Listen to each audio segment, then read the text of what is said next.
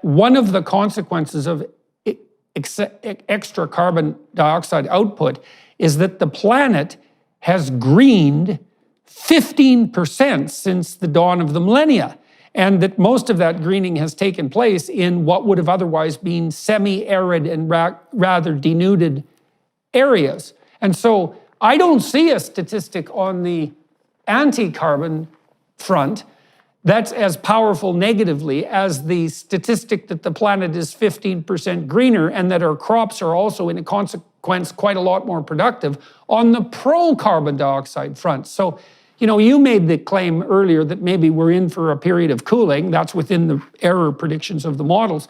But I would like to say, well, why shouldn't I look at the fact that the planet has got 15% greener in 15 years? That's an area bigger than the United States, and say, well, why are we so sure that carbon dioxide output is a bad thing at all? I mean, some of the people who initially hypothesized about the greenhouse effect were quite effusive in their predictions that this would produce a greener, more lush, and more productive world, a more habitable world. So is it unreasonable to put that forward as a proposition? Again, the apocalyptites are pushing extreme weather events as being caused by warming. You know, the hurricanes, the Pakistan flooding, the heat waves, you know, unusual this, that, and the other. This is what they're pushing as being caused by warming. You know, it's conceivable that there is some element of contribution from fossil-fueled warming to this, but it's because of the large amount of natural weather and climate variability, it's impossible to discern.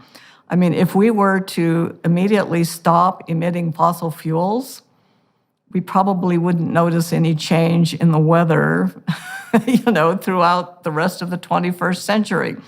So this is the key error in logic that people have been made. Well, I mean, it's not an error in logic. It's a very effective selling point for the alarmists, but people have bought it. And people have weather amnesia. I mean, if you just look back to the 50s, to the 1950s, to the 1930s or whatever, the weather was much worse, certainly in North America. So it's just something that doesn't make sense. Does that mean we should just keep amping up the fossil fuel emissions?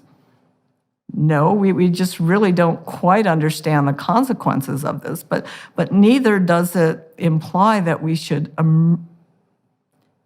urgently reduce emissions and disrupt the global energy systems that will make people less off and, you know, less well off and more vulnerable to whatever extreme weather and climate events might happen to occur.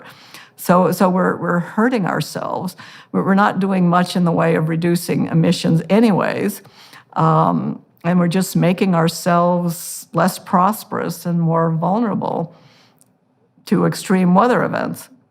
Well, okay, so there's two consequences of that, I would say. The first is, if we do make people less well off by making energy much more expensive, by restricting fossil fuel use, like unreasonably, let's say, or by not pursuing nuclear power, for example, as an alternative, the major consequence of that will be that a lot of poor people who are right on the edge, and there's lots of them, are poorer than they need to be and will be, you know, off the edge.